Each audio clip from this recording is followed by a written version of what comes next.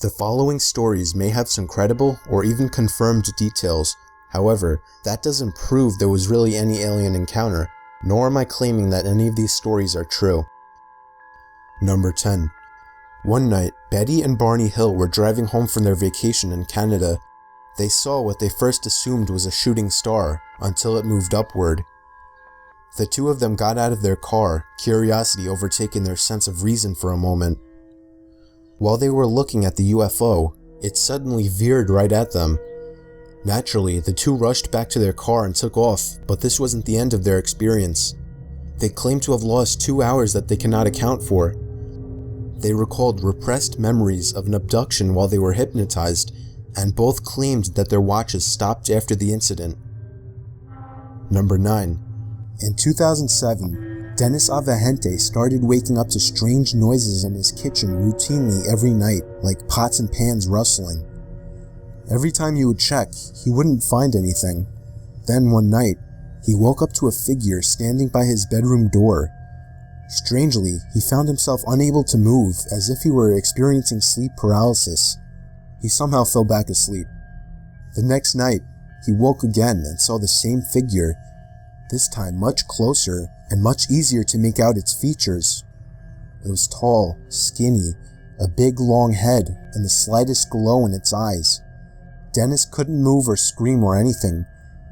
He watched as the figure slowly left the room, and moments later, he claimed he could move again. The first thing he did was check the window to the backyard, and that's where he claimed to have seen the craft taking off. He was missing a lot of food and fertilizer after the happening. The strange thing, many residents of the town claimed to have seen strange lights at night throughout that week, some even travelers from out of state. For what it's worth, there was also a large circular crevice in the ground, right where Dennis claimed the craft had landed. Number 8. 3 women were driving near Stanford, Kentucky when they were allegedly abducted by aliens.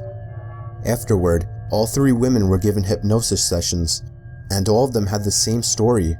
They even took a lie detector test and passed with flying colors. At the very least, they all believed it happened. Even stranger, many people in the area reported a UFO sighting around the same time the women were abducted. Number 7. One man in Texas claims to have escaped from aliens that abducted him. To support his claims, he supplied pictures that he believes to prove the incident happened. While these pictures may prove enough for some, many will need much better pictures to believe in UFOs.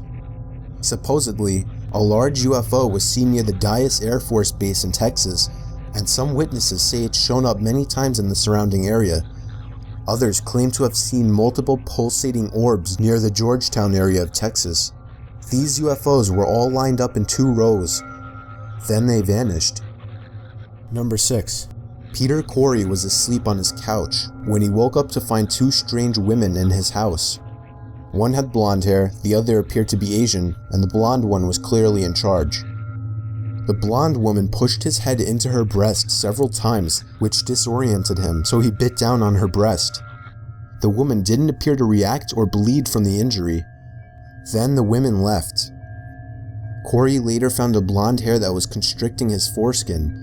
It should be noted that Corey recently suffered a serious head injury, but the hair makes the story harder to explain. Number 5. A woman named Sonia believed that she was abducted, and days later, she saw a helicopter that was piloted by a strange man in black. That same night, her daughter complained about something pulling at her leg. After this, her husband put CCTVs in the house to record any further happenings. Some who saw the video believe her story, but others may not be so easily convinced. The video shows Sonia instantly disappearing. Number 4. Sergeant Moody was stationed in New Mexico when he witnessed a meteor shower. As he was watching, a UFO landed right in front of his car. When Moody tried to run, he couldn't get the car to turn on, and then he passed out. Before everything went black, he thought he saw a humanoid shape inside the craft. There was a large chunk of time he couldn't recall, and he later went under hypnosis in an attempt to uncover these repressed memories. According to these memories, when the aliens tried to abduct him, he slammed one of them with his car and punched another. They still managed to subdue him and performed several experiments on him. Number 3. According to 2 teenagers, they were abducted while working at their summer camp, Buff Ledge. They saw a UFO at the docks and could see aliens inside. Then they were hit by a beam of light and didn't remember anything else. They believed they were taken aboard an alien craft and had various samples taken from their bodies. The aliens didn't have ears or lips and only had slits for noses and webbed fingers. One of the teenagers also recounted them wanting world peace for our planet. Independent investigation found that some people who were unaware of their story reported strange lights at the camp on the same night, and others at the camp have reported being abducted. Number 2. 2 twin sisters reported regularly encountering aliens since they were as young as 5 years old. They claimed they would see a light, and then aliens would enter their room and take them aboard their ship. The girls had their own nickname for the aliens, the Bald Men. One of the twins claimed that during an abduction, the entire spaceship became transparent on the inside, and she could look down at the planet below. This story seemed ridiculous, until one day, an unidentifiable footprint was found outside the twins' window, a footprint not belonging to any known creature on Earth. Number 1. In 1978, a man named Dr. Hopkins had been studying a UFO case when he received a mysterious phone call from a man who claimed to represent a UFO organization, which later proved to be false. When Hopkins agreed to talk, the man was at the door immediately. The man was completely bald, even his eyebrows, and didn't actually have lips, but he tried to hide it by wearing red lipstick. He spoke in a monotone voice and made a coin disappear.